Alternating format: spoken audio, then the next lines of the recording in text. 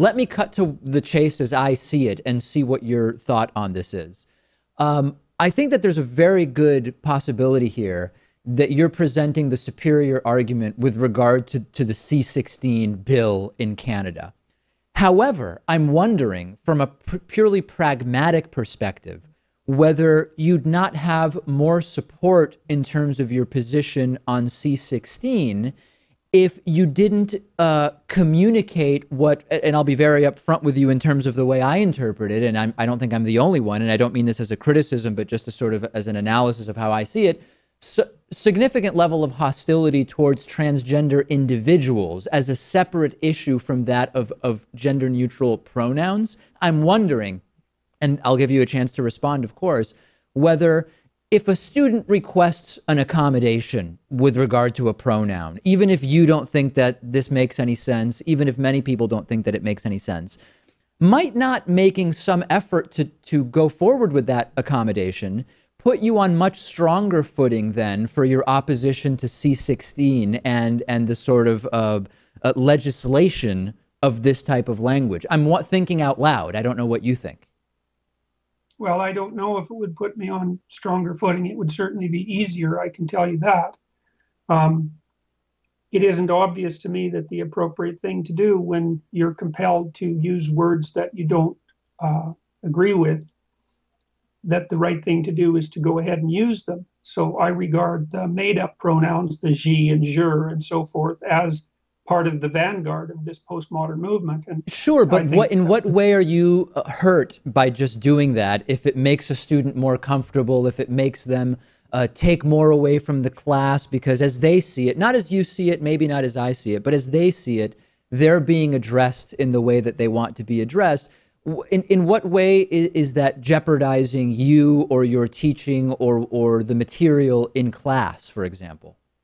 Well, I don't think there's any evidence that it will make things better for them. It's just a supposition. In fact, I think that the demand to be marked out with the special use of pronouns, which, by the way, don't change very frequently in the English language, they're very fixed words. I think the demand backed by law to be marked out in some special way is not something that's going to make anyone feel better, except perhaps very temporarily. And I think it's a bad medium to long-term strategy.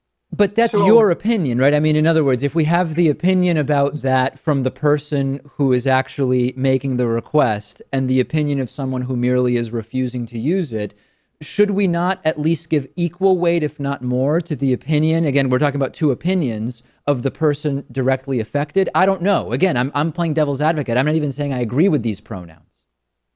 Well, the issue here is that I think the danger of using legislated language, especially that's part of a philosophical battle, let's call it an intense intellectual battle that's going on in the university campuses and that will increasingly flood out into the normative world outside the campus.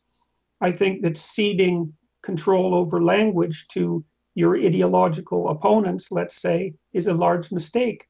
I regard the postmodern philosophy, the radical postmodern philosophy, as something that is exceedingly dangerous, and the Marxism that it's nested inside, which I'm not imagining. Derrida, for example, stated clearly that his philosophy was a transmutation of Marxism that was nested inside it.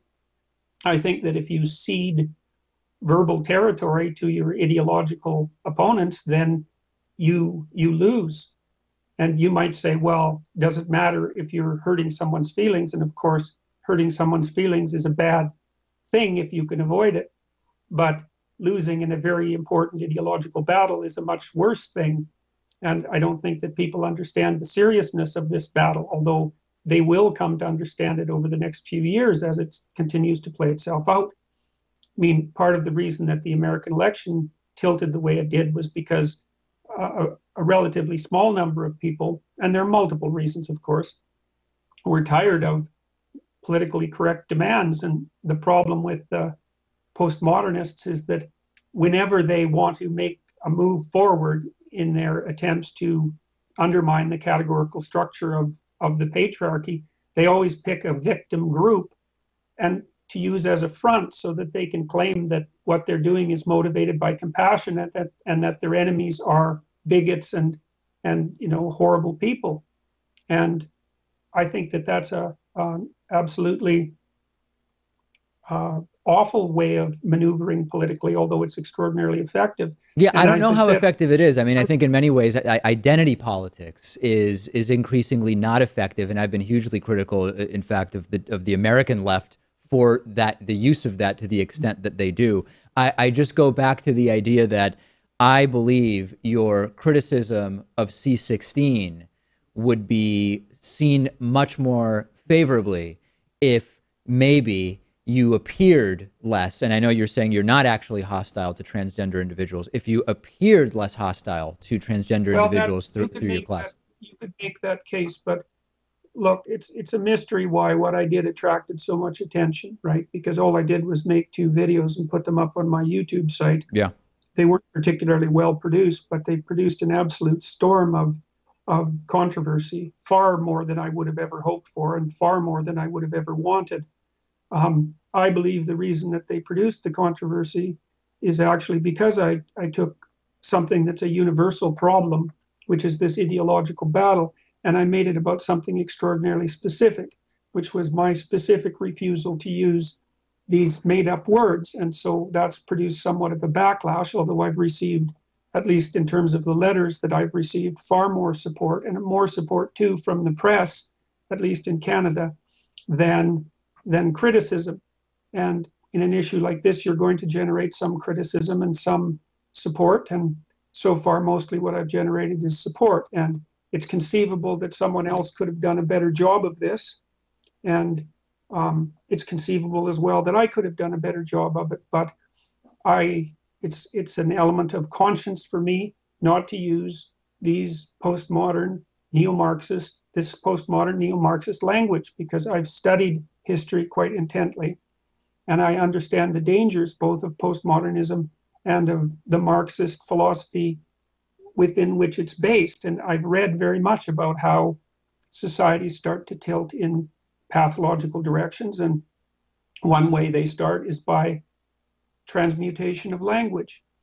And so there's always a price to be paid if you stand up for something, because there's proximal consequences, and the proximal consequences are that it appears that I'm hurting the feelings of some transgender people, although it isn't really clear to me that that's the case, especially given that I've received far more letters of support from transgender people than letters of criticism. Yeah. It's not self-evident that the people who are the activists on behalf of the transgender population are their appropriate representatives. Who says that they're speaking for them? It's just a claim, and I don't buy it.